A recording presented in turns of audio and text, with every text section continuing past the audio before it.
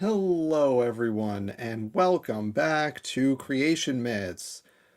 Before we do anything, let me just make sure that everything seems good in terms of video and sound on the YouTube side, and then once I see and hear that, then we can get into everything here. So let's see how it looks and how it sounds. Right now it looks good to me. Okay. Everything sounds and looks fine over here. Just checking. Yep, that all looks good. The audio quality is okay so far. The video quality is better than it's been. So I think we're good. So let's talk about what we're going to talk about here. I did see your email just earlier today, Kurt. Thank you. I sent along a starter kit document in case any creationists want to get started. Yeah. Kurt sent along basically a PowerPoint for creationists saying like, here's how science works. Here's kind of a template you can use if you want to take your idea and attempt actual science with it. It's a very helpful document for creationists, and I think we should put that out there at some point. I like it a lot. So let's talk about what we are going to do here tonight. So you may or may not have seen the challenge I put out a couple nights ago. So it's Wednesday night, October 1st right here. On Monday, September 29th, 2025, I put out a short video saying, hey, creationists, here's a challenge for you. Provide evidence for creation. And the reason I did that was that in so many instances of the evolution creation discussion / debate that you see on the internet and in particular on YouTube, it's always framed as evolution has to make the case or defend itself. And the inherent assumption there is that if there are any holes, any incomplete aspects to evolutionary theory, any singular observation that evolutionary theory cannot specifically explain, then by default, the best answer is creationism. And that's wrong. That's not how things work. One, it's a simple false dichotomy fallacy, right?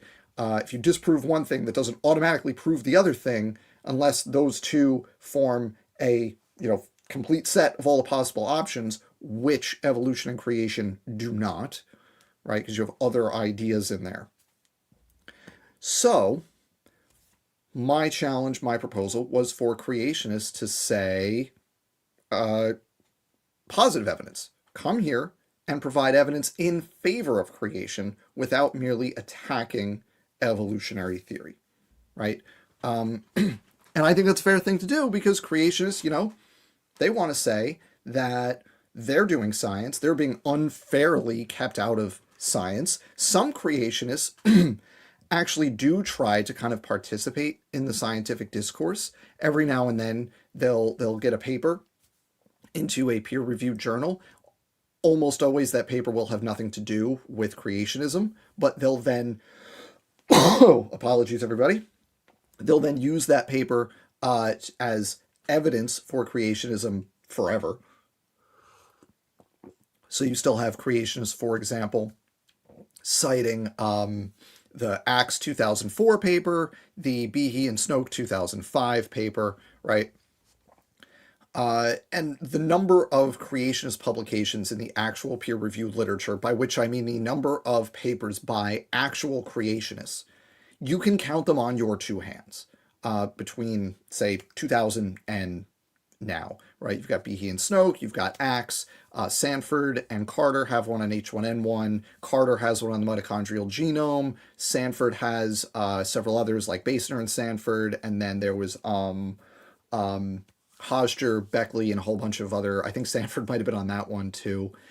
And so they'll occasionally try to like get something in there that then they can kind of claim in a roundabout way supports their position, even though The paper is either often very poor, like the Basner and Sanford paper, or it just doesn't support their position, like the Behe and Snoke paper that was famously revealed during the Kitzmiller v. Dover trial and the intelligent design trial in 2005, as actually showing the opposite of what Behe was claiming that it showed.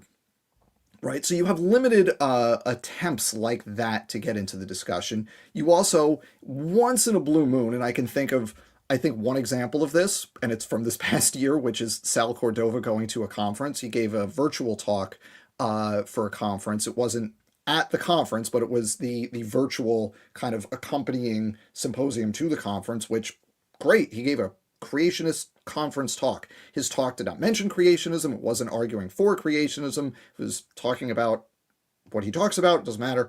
And again, great. I applauded Sal for doing that. I've also gone over his talk, and I think it was really bad. But that's beyond the point, because he did it, and that's to be commended. He's trying to get his foot in the door into the scientific discussion. I think there's a lot of work to be done for creationism to be taken seriously in those spaces, like, for example, getting basic aspects of population genetics correct. I'm looking at you, Rob Carter. I've got you on my list after your video from earlier this week. So, the point of tonight was to say, creationists, I know you're out there, and I know a lot of creationists follow my channel. I don't want to toot my own horn, but over the years, a whole bunch of creationists have commented on what I've done, responded to what I've done. I've debated them. I've hosted them. So a bunch of creationists are out there.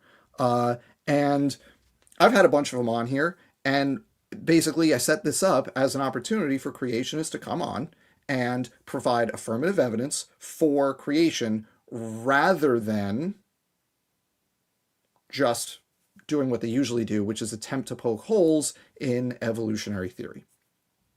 Now, as you can imagine, as you can all probably tell, no creationists have shown up. Here we are. It's just me. No creationists have shown up to, like, attempt to defend their model, whatever that model might look like.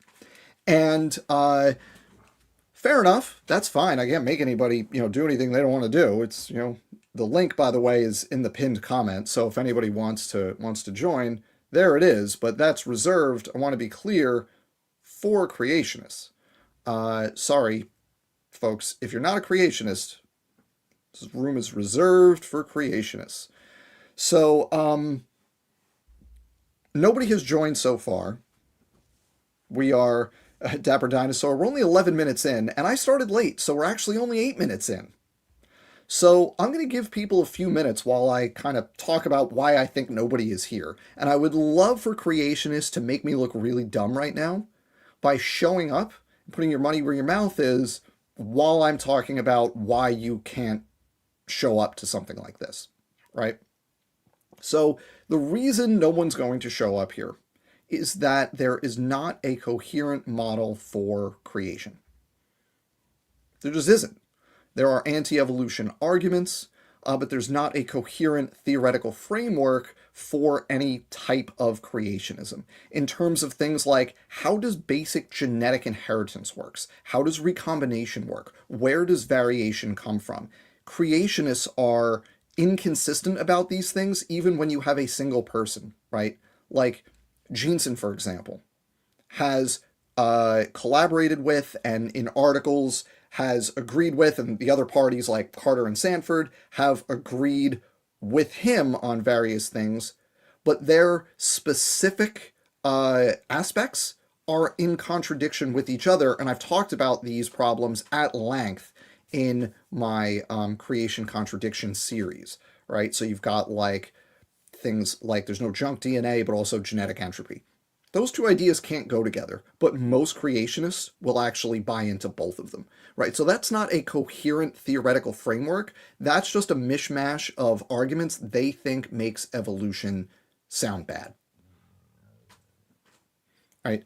So what you can do in that situation is you can take potshots at evolutionary theory, right? think about the major creationist arguments that are out there. They are creationist arguments, but they are not arguments for creation. They are arguments against evolution. So, chat, you all know like what the list of creationist arguments is, right? You've got things like irreducible complexity. You've got genetic entropy. You have the waiting time problem, right? Irreducible complexity. System so complex, evolution couldn't make it.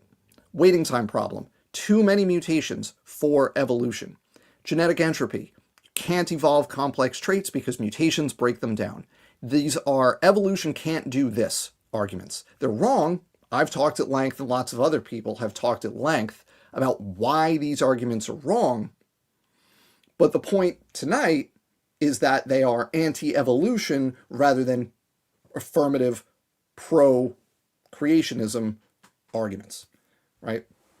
And that's why no creationists are going to show up here, because they're happy to set up the rules where evolutionists are responsible for doing the work, right? Where I need to provide the evidence, I need to explain the theoretical framework, I need to provide the data, right? So think about things like a million of the Kent-Hovind debates, right? It's, is there evidence for evolution?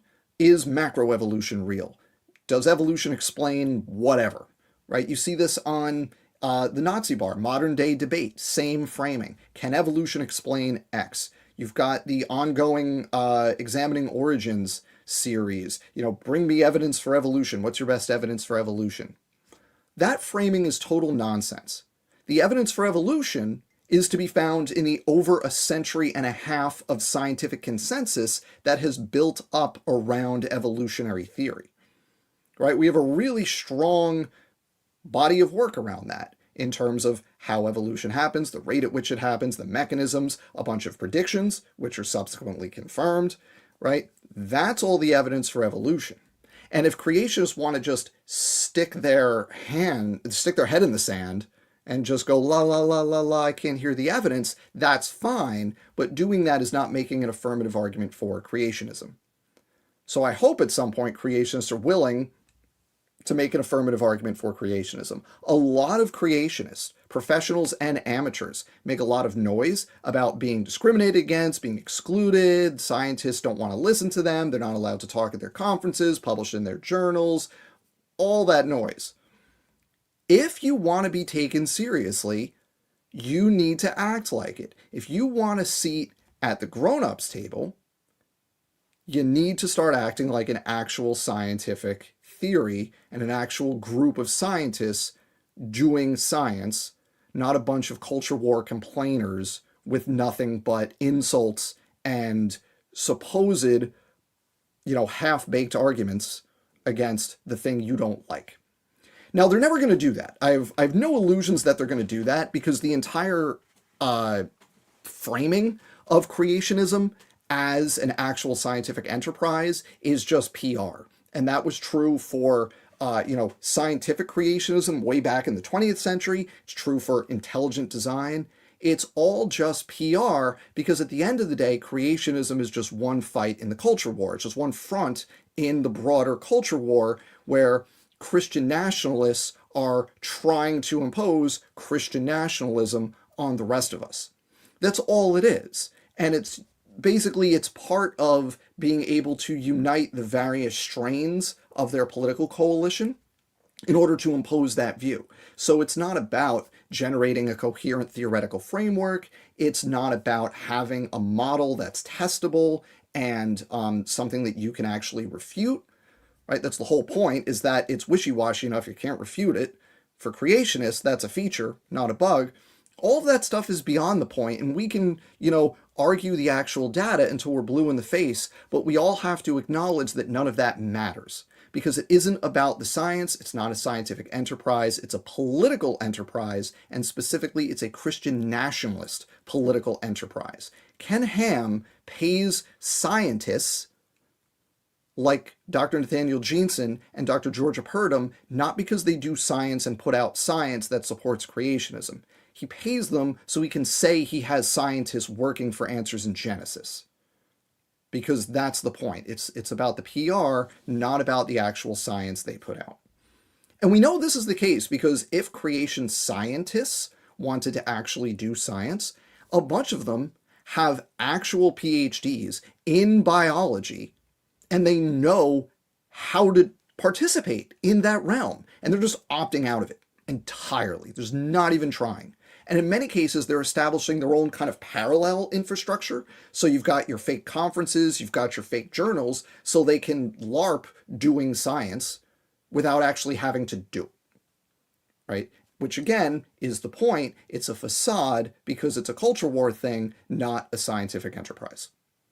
That's what's going on here. And that's why not one single creationist is going to show up tonight to try to actually make an affirmative argument for creationism. Whereas you could have any random Joe Schmo on YouTube go up there and say, I don't think evolution is true. Evolutionists, bring me your best argument. And you're going to have people jump into that stream and talk about it. Because evolution as a science is a coherent theoretical framework, and people are interested in it for that reason alone, right? People are interested in advancing our understanding of how evolution works and how biological complexity arises, how biodiversity got the way it is, why species are distributed the way they are, right? So you're going to have people willing to participate in that conversation. And I want to be clear, I think that's a good thing, and I think people need to participate in that conversation. Because otherwise you're going to have people doing what I'm doing right now, but they're going to be creationists doing it. And someone needs to challenge them on it, right? So it's important that people do that. But that is an asymmetrical, dishonest way of having the discussion. Because, come on, evolution, provide the best evidence, right? We've already done that. We've got a century and a half of science that could have at any point contradicted evolutionary theory and hasn't. So I want to address a question here from Andrew. Can you go over the many reasons why YEC journals are not actual scientific journals? Sure, Andrew, I sure can. Thanks for teeing that one up for me. And then after this, I think we'll get to my backup plan here because sure looks like no creationists are going to join us. So I have something fun to laugh about with all of y'all after I talk about the YEC journals. So we're talking about like the Journal of Creation or Answers in Genesis, their journal, the Answers Research Journal. Now I want to be clear about this. There are legitimate like peer-reviewed creation science journals that operate kind of within the closed ecosystem of creationism. So I'm thinking like the Creation Research Quarterly, for example, where this is a publication that is basically creationists talking to other creationists, trying to hash out aspects of creationism.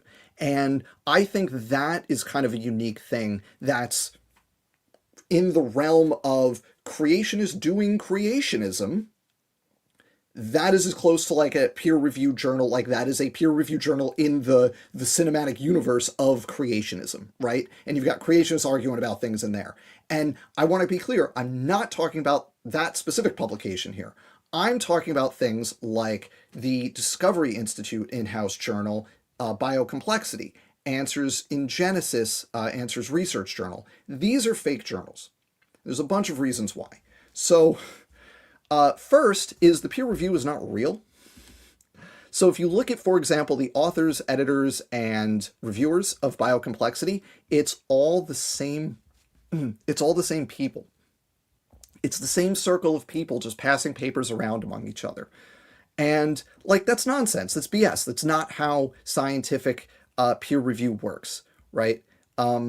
It's just fake. It's play acting, right? So they get to say, oh, it's peer reviewed, but they're not actually putting it out there for the broader scientific community to evaluate. They're not an editor getting a paper, right, from creationist number one, and then saying, okay, this is about blood, the genetics of whatever, and oh, here are 3 people who work on this and have published on this separately from creationist number one. I'm going to send it out to them. So creationist number 2, the editor of the journal, should, if it was real peer review, find some experts to review that journal, to review that manuscript. If it was a real journal, they'd have a bunch of people, like they'd have a list, right? Like I am on the list for a couple journals where I will get papers to review a couple times a year because I'm like a virus genetics evolution guy. So, if there's a virus genetics paper, like I'm one of the people they might ping to review that paper, right? That's how a real kind of journal operates. You have a pool of reviewers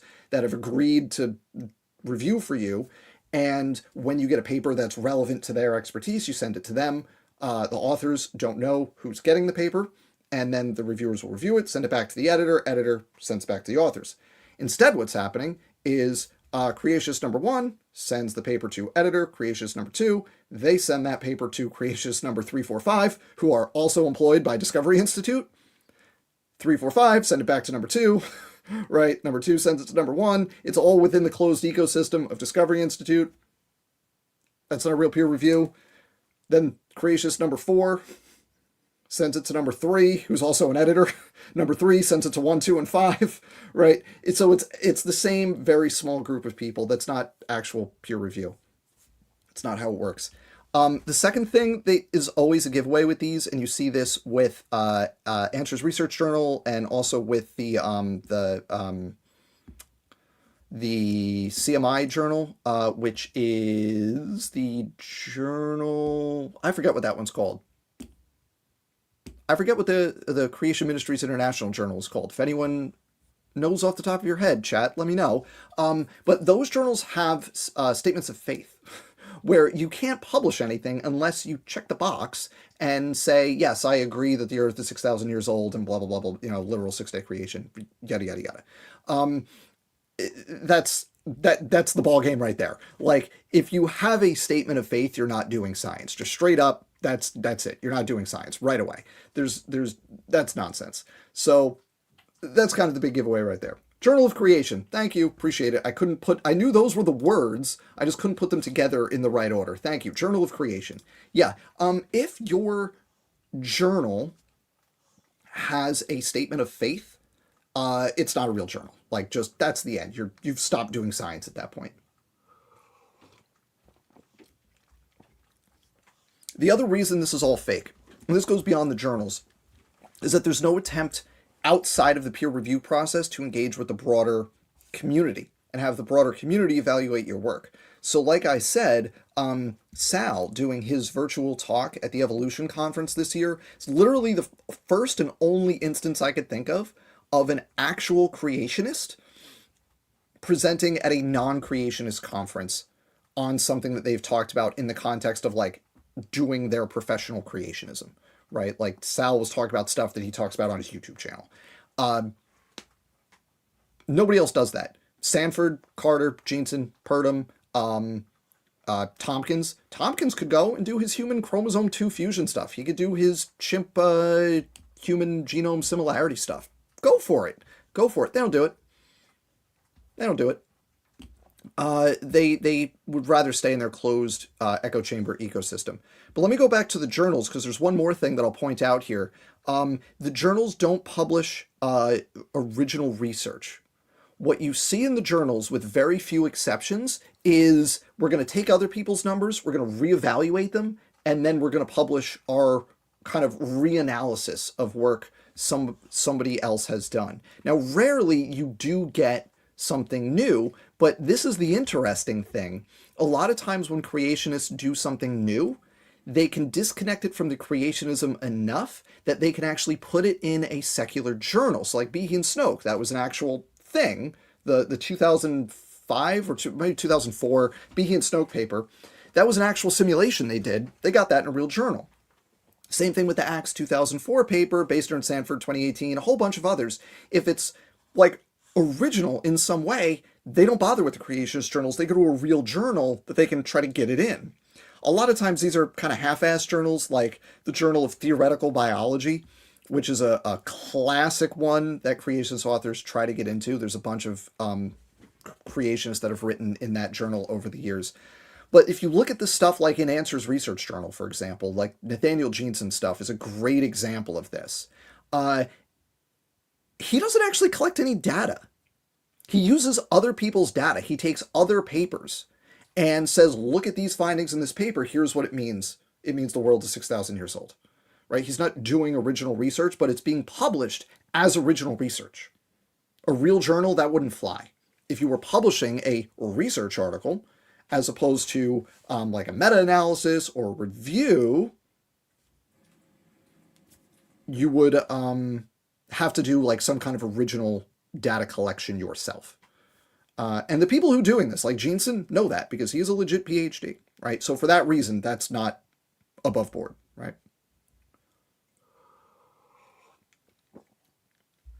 So let's let me get to what my backup plan was for tonight, which is kind of a silly, fun thing that I can't believe it actually happened. Like, I can't believe the thing that I'm going to show you exists, because there is a running gag slash theory. It's, I think, a joke, but the joke is that Standing for Truth is an op. It's a parody, and it's a performance art meant to make creationists look bad. So I'm going to show you a recent thing from Standing for Truth that is... I couldn't parody that. Like, this, I would have a difficult time if I was trying to parody a bad young Earth creationist, like, thing. I would have a tough time hitting this level. So this is what I'm going to show you all tonight. Before I get to it, I'm gonna just, I got a couple super chats here that I want to thank you. So we've got Gray the Malkin for $5, picked up Confounded Cytosine on your recommendation, loved it, especially as an avid student of organic chemistry. That's what I'm talking about. So Confounded Cytosine is one of my favorite papers. It's about the the subtitle is Tinkering in the Evolution of DNA or something. I forget the subtitle specifically, but basically it's about how evolution is messy and you don't find an optimal solution, you find a workable solution, and the fact that DNA uses thymine as one of its bases, while RNA uses uracil, is an example of this tinkering that evolution does. And the reason why that's the case is that cytosine is stupid. Cytosine mutates, it's unstable, and it becomes uracil when it mutates. The most common thing it does is called deamination, and it mutates to uracil.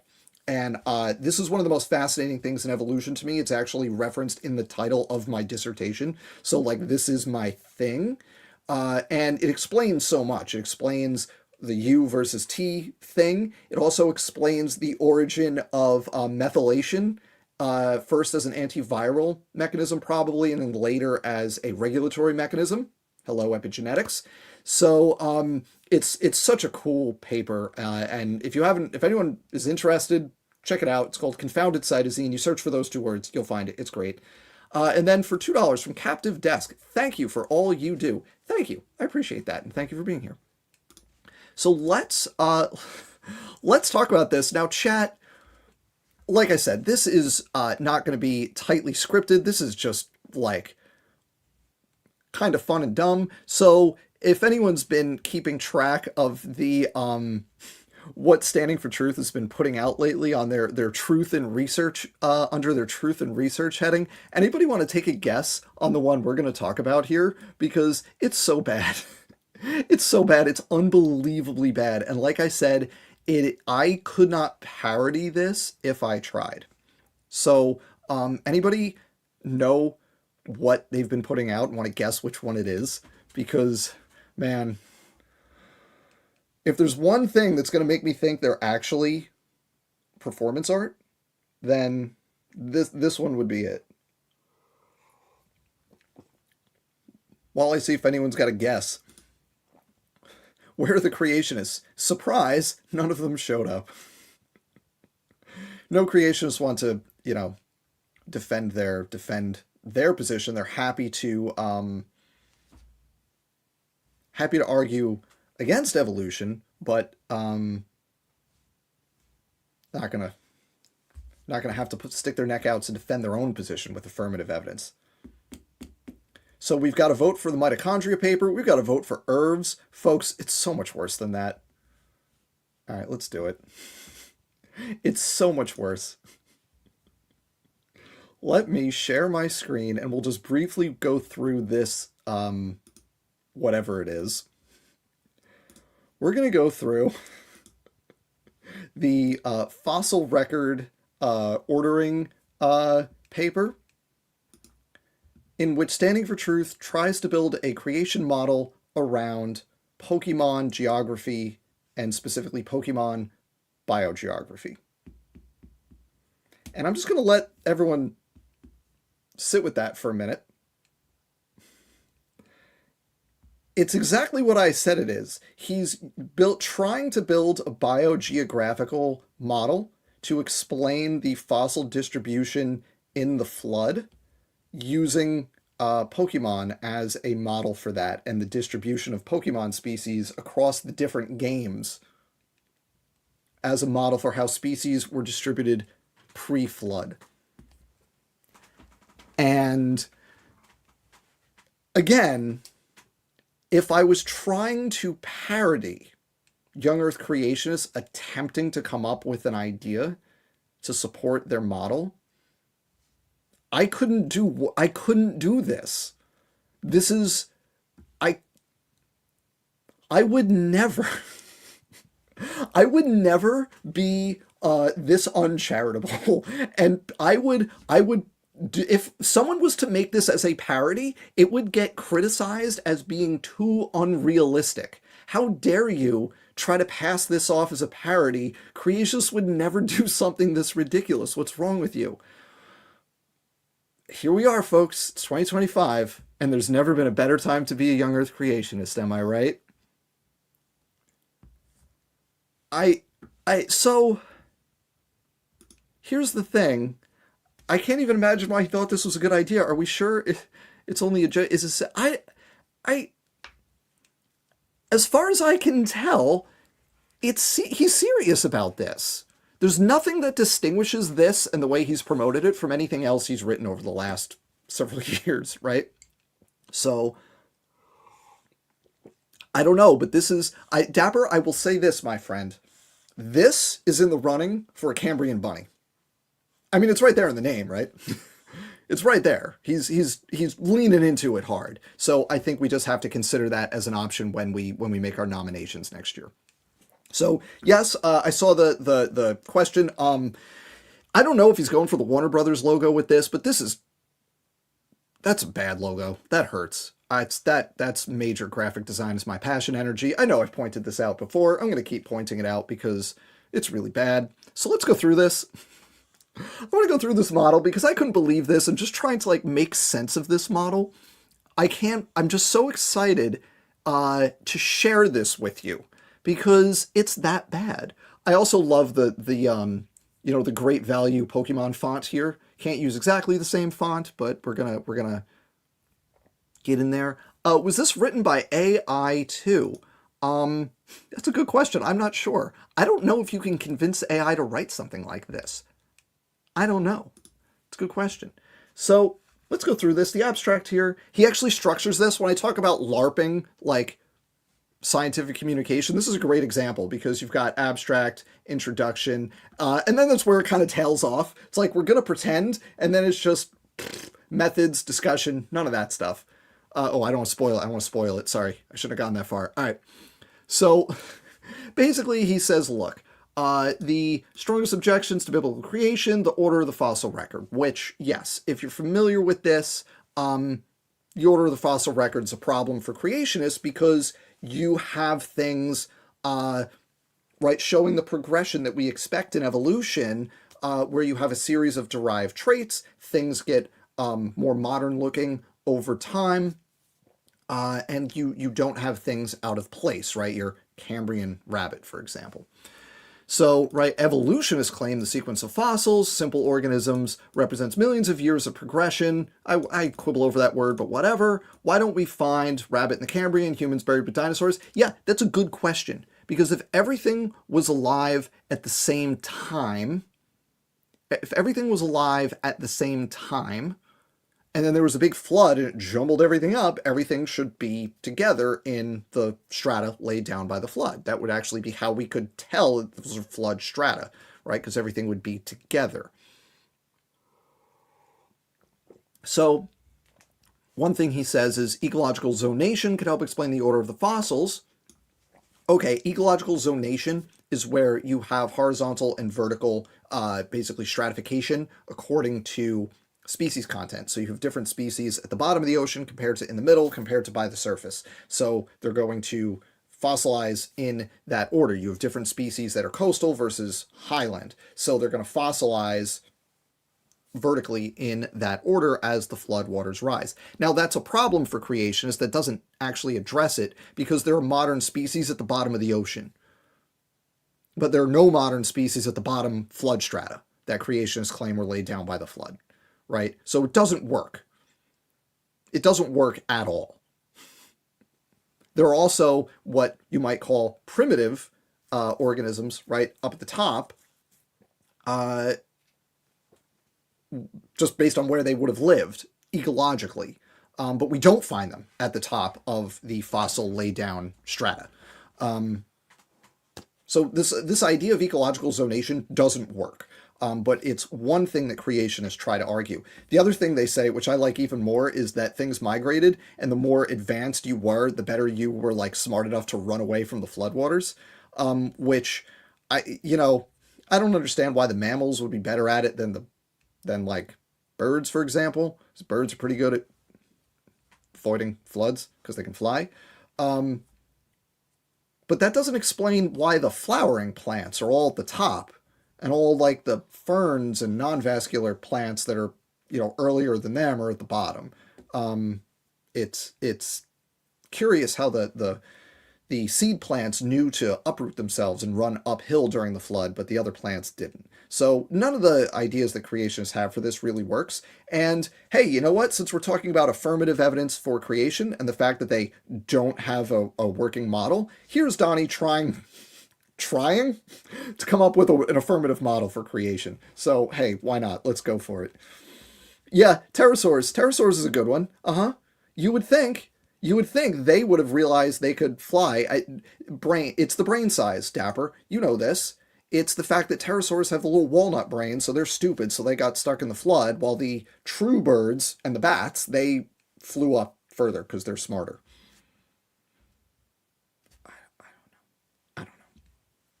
That doesn't make any sense. I know that doesn't make any sense.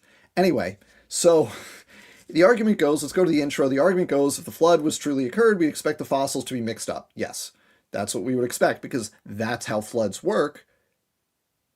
Because we can like document floods happening and see what happens, right? So here we go. This article proposes a broader and more clarifying framework. Regional burial zones. By drawing on one of this is a sentence in a paper claiming to be a real paper from an entity that standing for Truth and Raw Mat Run that has the word research in its name. Truth in Research. Where was I? Here we go. By drawing on one of the most popular cultural phenomena of the last 3 decades, the world of Pokemon, this preliminary model illustrates how distinct regional zones in the pre-flood world may account for the patterns we see in the fossil record today. And I saw someone earlier ask if flood is always capitalized. Yes, it is, because it's a proper noun. It's referring to one specific flood. Yes, so flood is always capitalized. So here's a good, from Darren Simmons. Is this going to be like Dan Biddle? All Mesozoic dinosaur fossils in North America are caused by the Chicxulub impact. Basically, yeah, kinda, but it's where they lived and not tied to any specific event. Well, the event is the flood, I guess, and it's based on where you lived, and we'll talk about it. But yeah, that all the dinosaurs died specifically from the Chicxulub impact is amazing, implying that all the dinosaur fossils occurred literally at the same time due to the actual impact is hilarious. I love that theory. That's one of my favorite bits of creationist fan fiction. So I love how he's going to, in this article, summarize how Pokemon works. How in each game, you are in a different region. Kanto, Johto, right? All through the rest. Gen 5 is my favorite for the record. I love Gen 5. Black 2, all-time great. Anyway, each region has its own unique distribution of creatures. So basically, we're trying to do biogeography here. right? So you've got in Kanto, Johto, right? You've got all the different Pokemon species that are existing specifically in their regions. Now, let's put aside that if you've ever played the games, you know that like you do get species that cross regions. They're not actually specifically limited to their regions. Um, but let's just go with it and say they are specifically limited to their regions. Let's say the world existed in a situation where no one had beaten the game yet, and so you only had access to your region's Pokemon. I'm kind of curious how well he even knows Pokemon. This has to be satirical, right? You tell me. I don't think so. I think this is real. If this is satirical, I will say this. If this is satirical, Donnie, well played, sir. You got me. If this is satirical, you got me. Congratulations. But I don't think this is satirical. I think this is real. I think this is a real attempt to explain the distribution of fossils in the fossil record according to a Pokemon-inspired view of biogeography pre-flood, I think is what this is. So basically, this paragraph is great. I cannot believe I'm reading these words in this order. Although all these creatures exist in the same world, they are not evenly distributed. A Charizard, Kanto, and a Typhlosion, Johto, coexist in time but not necessarily in space. They belong to different regions.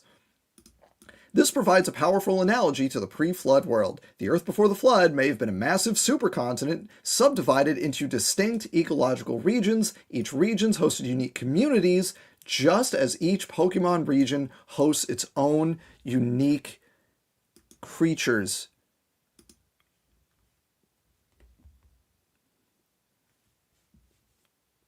We're basing a flood model of biogeography on Pokemon. So let's see how we're going to do this, right? Cambrian through Devonian is marine ecosystems. Mesozoic is reptile and dinosaur dominated regions. Cenozoic is late flood. I do like how he's picking a flood boundary, essentially. I do like that. A lot of creationists won't specifically pick a flood boundary, but I do appreciate that we're getting,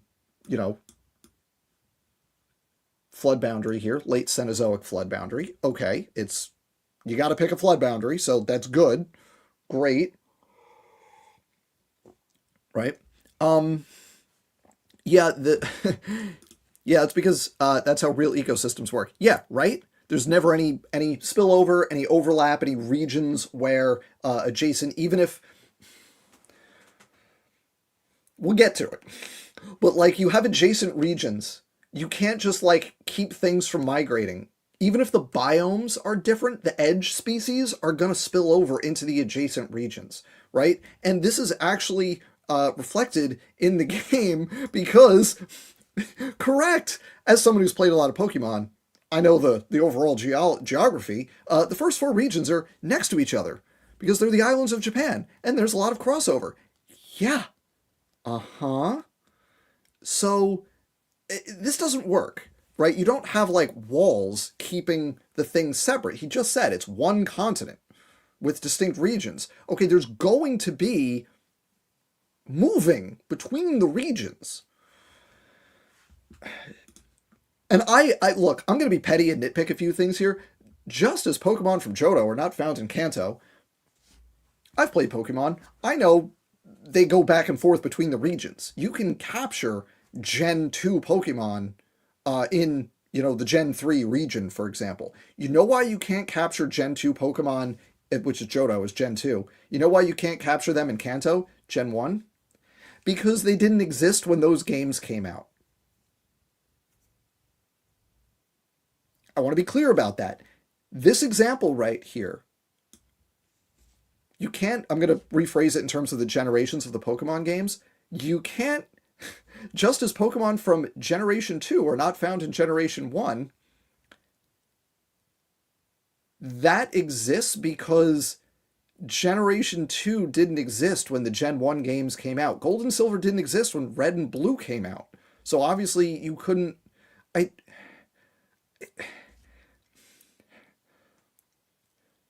maybe this is a parody. Maybe this is actually a parody. The more I read, the more I think maybe it's a parody. Another challenge to evolutionary theory comes from living fossils. The coelacanth. I give up.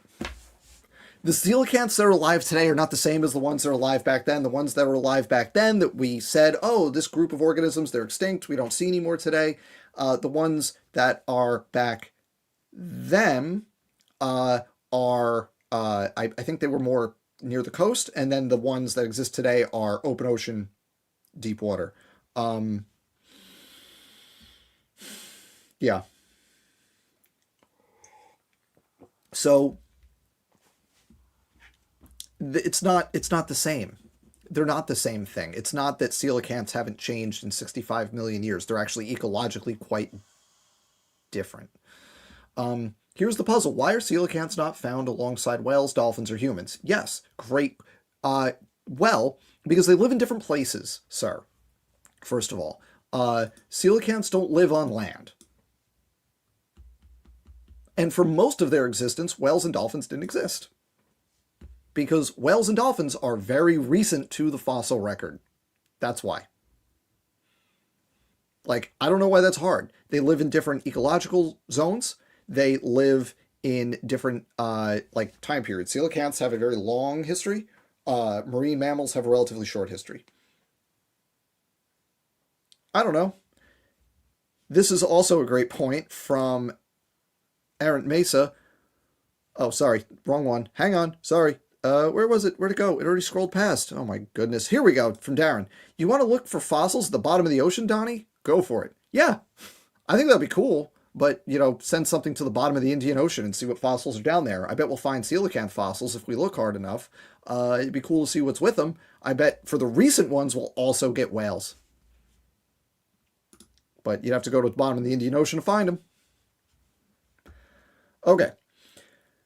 So, in both cases, the explanation is regional separation. Whales and coelacanths today live in different marine zones. Humans and dinosaurs could live in different regions in the pre-flood world. You have to take into consideration, one, ecological niches, and also migration. We know that humans migrate because they, in one aspect, is that they're going to follow food. Like woolly mammoths, for example. You know what's a lot of food? Big dinosaurs. So as dinosaurs are around, humans are going to follow them around and try to hunt them like we followed woolly mammoths around. We're just not going to engage with that in this paper, but okay. So let's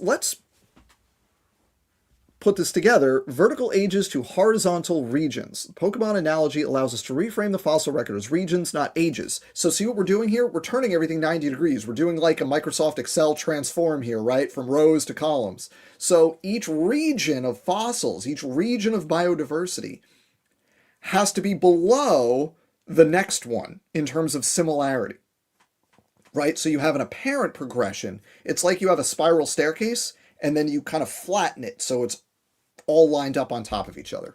So you've got Cambrian to Quaternary instead represent horizontal regions that existed simultaneously. It does not require every layer to be flood deposited.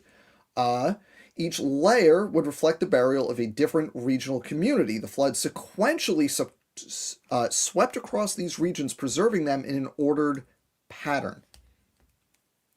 I bet some of you can see a problem already. And this is the problem. Prixie got it, but why are they in the order that they are then? Yeah, because if you have a flood that originates here, and you've got like the Cambrian group here, and then this, and then that, and you go out to like the Quaternary or, you know, Cenozoic or whatever over here, the water is going to mix everything up as it hits the other spots. And then it's going to lay it all down. But it's going to get all mixed up in the water before it sediments. That's how floods work. Right? So what you're going to need vertical separation of the ecosystems as well, not just horizontal. That creates its own problem, which we'll see in just a minute. So we're going to clarify the analogy. The analogy explains why creatures can appear separated in time when in fact they may have been separated in space. We can assume that a Charizard and a Typhlosion represent different eras, presumably because they're in different strata, because the flood started in Kanto and then moved to Johto. I don't know. Sure, why not? when in reality they existed simultaneously in different regions. I love how we're like we're like at dozens of paragraphs just saying the same thing over and over again, right? Similarly, dinosaurs could have lived at the same time within humans. It's like the same sentence as above. Okay. Why don't we see all flying creatures together? Oh, pterosaurs. Yeah, great question. The answer lies in ecological diversity. Each region would have contained a balanced mix, not just one category, right? Birds and pterosaurs, same ecological niche, would have been in different regions. Therefore, the region containing the pterosaurs would have been completely inundated, including the pterosaurs, before the flood reached the region containing the birds, and the pterosaurs didn't at any point leave that region to go to the adjacent regions, despite it all being different regions of the same supercontinent.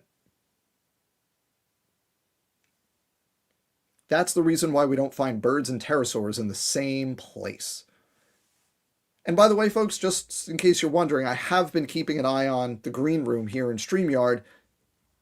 Nobody's shown up. Nobody's even trying. We're not even trying. So that's fine. Likewise, during the flood, flying creatures could not have survived indefinitely in the air. Yeah, you could just fly, though. We know birds migrate thousands of miles. We know pterosaurs have even bigger wings. These insights highlight why the fossil record is best understood, that's doing a lot of work, as burial regions of community, not a timeline of evolutionary ages. Now we're getting to the fun part. Here's the picture. Here we have the Pokemon world right here. And I don't think that's an actual accurate map of the Pokemon world. It's been a while since I've looked at an overall map of the whole thing, but, you know. But here's, you know, pre-flood world, right? So you've got Cambrian, Devonian, Ordovician, Jurassic. Who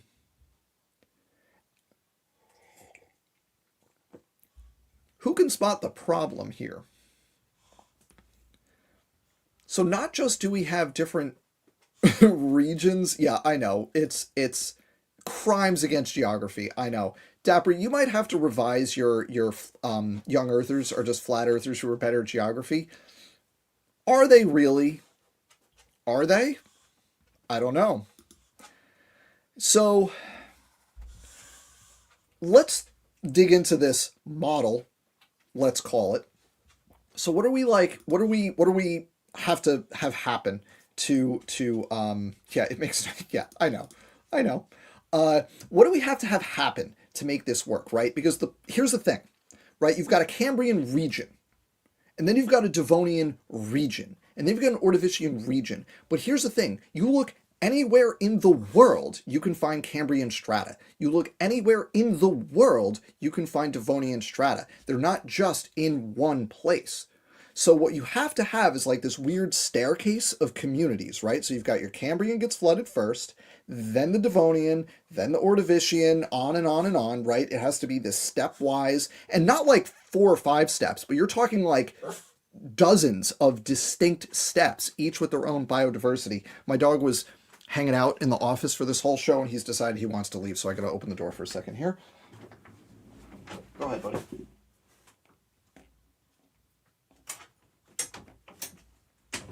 There you go. Okay. Dog has left the show. So you have to have like a staircase, essentially, of different regions, each with their own unique biodiversity. There has to be 0 movement between them, right? Like Cambrian, hard stop. Devonian, hard stop. On and on and on, right? So there's no overlap of species between the regions where they don't belong, okay? Then you have the flood. The flood starts at the bottom, and it rises up, and it covers the Cambrian flora and fauna. And then it rises up again. But here's the thing, the Cambrian stuff has to stay below. Not only does it have to stay below, the next thing... Yeah, sorry, there was a dog, my dog Bean, he just chills a lot of times. He hangs out right there. That's like his chill out spot a lot of times if I'm in this is my office in my basement, and he just chills out there. And sometimes he'll actually appear in my videos. You can see him sometimes like hop down and walk away while I'm recording. See if you can spot him. It's like playing Where's Waldo. He's in the background sometimes. So you have to have, okay, the Cambrian strata get inundated by the flood. They distribute across the whole surface of the world and are deposited before the flood gets to the Ordovician. So how does that work? How does that happen? Because it's one flood. It's not a bunch of floods. It's not a stepwise flood. It's one flood. Water levels rise and then they recede. So how do you get the bottom layer to sediment out before you get to the next layer and the next and the next and the next? And you have to do that like 10, 15, 20, 25 times to get all the exact layers in the exact right order. And it's worse than that, because not only do you have to make that happen, you have to preserve the regional biodiversity in each level as the flood rises, you have to magically get that biodiversity underneath the other ones. Right? So the Cambrian stuff, like all those trilobites, they have to get underneath the Devonian and the Jurassic and the Ordovician and everything else. So like you've got the Jurassic right here, which is way higher up the staircase, but you've got to get all those trilobites underneath it and fossilize before, or at least sediment out before the flood gets up to there without disturbing the Jurassic biota and having any migration or intermixing of the different groups. Anybody want to try to explain that mechanistically? Donnie, would you like to try to explain that one for us? Right, they have to get under the ones that haven't flooded yet and sediment out before the next step up floods. It has to get underneath. How do you form the strata underneath the other regions before those other regions are disturbed? I also love how a bunch of you are making Pokemon jokes in chat, and I just want to say I see you and I appreciate you. Thank you for your service.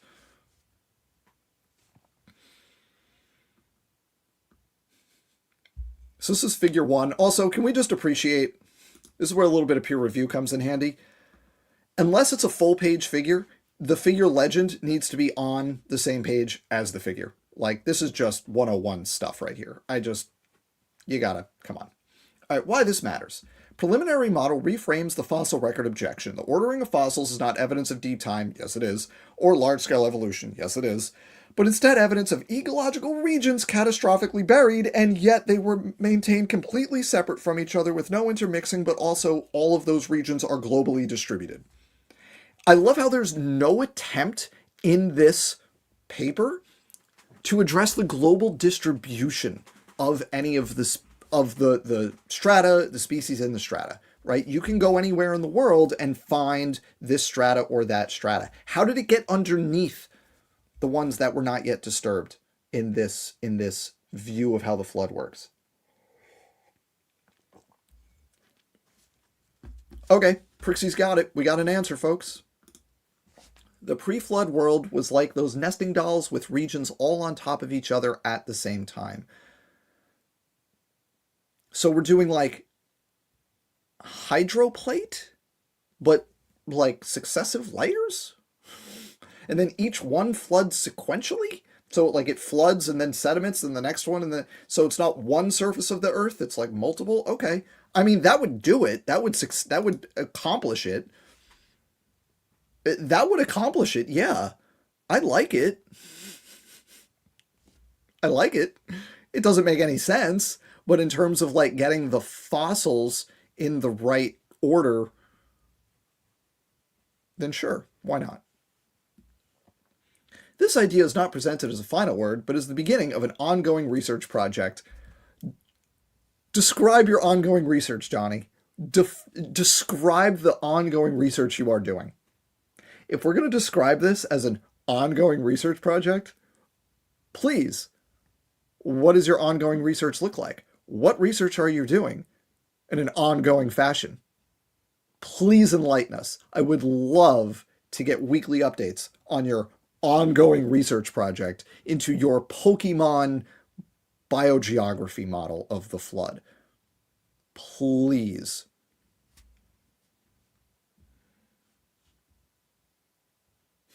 When did the actual research start to begin with? That is a great question. I don't know the answer. All right. So, conclusion. Why don't we find a rabbit in the Cambrian or humans buried with dinosaurs? The answer may be simpler than evolutionists assume. Like Pokemon regions, the pre flood world was divided into ecological zones. I cannot believe I just read that sentence out loud. And it's for real, and as far as I can tell, not a parody. I cannot believe I just read that sentence. The like Pokemon regions, the pre flood world was divided into ecological zones. The zones were buried sequentially, which means they were at different heights.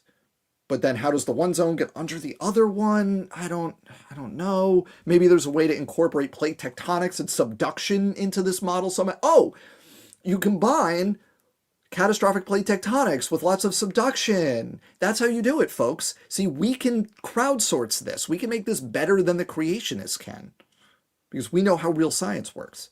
So we can, if you have like, now you still have a big heat problem if you do that, right? Because if you have catastrophic plate tectonics, the movement generates way too much heat. You're going to vaporize everything. But let's pretend that we don't convert the crust into plasma. Let's pretend that we don't do that. If the continent, well, it's one supercontinent though. It's one supercontinent, so then how do you have subduction? It could be multiple plates, but they have to move and then slam into each other. The acceleration would be a problem. Where does the energy for the acceleration come from? Well, that could be the heat. As Jason Lyle says, the heat is a feature, not a bug, because you need the heat, which is true insofar as you need energy. But you also convert the crust of the Earth into plasma, which is kind of a problem for the wooden boat and the planet. Yeah, I can't fix it, folks. I could try, but I can't fix it. These zones were buried sequentially. No, they weren't. The preliminary model opens the door to further study, refinement, and testing. Testing! How are we going to test it? Donnie, please. Please, how do we test it?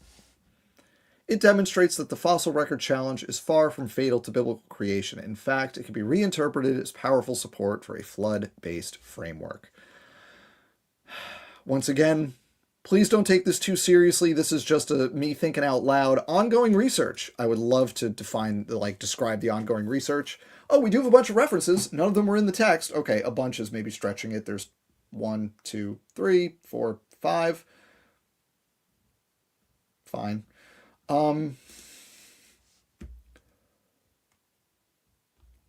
That's what we got, folks. That's Donnie Badinsky standing for truth. Donnie deals with his Pokemon biogeography model to explain the distribution of fossils. Is it a parody? Is it satire? Is he serious? I think he's serious. That's what we've got. We went through this because, as I predicted, no creationists would show up to actually defend anything that they say in terms of having an affirmative model for creation. So here's an attempted affirmative model for creation. Pokemon biogeography. And that's what we've got. So I have here, I can take this down. I have here a super chat from 0 cents for $4.99. Can't wait to see the grant application that comes out of this. Yeah, it's ongoing research. We're going to be doing ongoing research into Pokemon-based biogeography to explain the distribution of fossils as a result of the flood, capital F flood. I would love to see that as well. I don't even need to see a grant application. I would love to see a proposal, what one thing scientists do when you're in training is in graduate school, you have to put together what's called your oral qualifying exam. Everyone has to run this gauntlet of your oral quals, where you have to put together your research program and say, here's the question I'm going to try to address. Here's what I'm going to try to do. And then you have your committee is going to grill the heck out of you. And it's merciless. Because by the time, this is like kind of little behind the scenes for grad school, by the time you get to your dissertation defense, you don't get there unless you're good to go, right? By the time you get to your dissertation defense, you have checked all the boxes, you've cleared the hurdles, it's stressful and you have to prepare for it and you have to do a good job, but it's essentially a formality. The oral quals are not a formality. The oral quals are where if you are unprepared, you will get destroyed. And man, I remember my oral quals, it was merciless. I didn't cry, but I almost did. It was merciless. Having 4 PhDs, including your advisor, it's 4, it's your advisor and 3 others, just grilling you to make sure you know what you're talking about and you can justify the things that you're saying. I would love for any creationist who is proposing or claiming they have an ongoing research program in anything to subject it to that level of scrutiny, just to like see if they can handle it, see if they've actually done their homework and know the history of the field and all the background they need to know in order to construct a coherent research program to answer an unanswered question in whatever field it is they're working on, right? I would love that so much. Yeah, grant application and writing would be fine, but I would love to see a creationist have to do the 2 hour, like, I'm going to give a presentation and then take every question you can think of until you're out of questions kind of thing. I would love to see a creationist subject themselves to that level of scrutiny. None of them will do it. That level of scrutiny is beyond what creationists have signed up for. Because going back to what I said, like at the beginning, before I went into Donnie's article here, is that it's not a research program. It's not a scientific endeavor. It's PR. It's culture war. So they're never going to do it. But it would be fun to witness it. So folks, that is where we are going to end it for tonight. I hope everybody thought that was an enjoyable plan B for us right there. So I hope everyone has a good night. As Dapper Dinosaur reminds us, an easy fast for those observing Yom Kippur starting tonight. Easy fast to everybody. Have a great night, and I will see you all soon. I have a couple fun things planned, including a couple of off-sequence videos. So I got something lined up for next Wednesday. I hope I finish it in time. I should, and if I don't, it'll be after that. But I've got stuff planned out, and I have a couple of off-schedule videos that I'll also do, including at least one live stream I think will be coming up at some point in the next week or two, not on the usual Wednesday time. And I think it'll be, because it's not a serious thing, but it's kind of fun. So, but I want to do it. So we'll do that at some point. So thanks, everybody. I appreciate you all hanging out with me and subjecting yourselves to the Pokemon paper with me there. I hope you all found that enlightening and fun. Have a great night. Stay healthy. Remember to get your flu and COVID shots. And I will see you next time.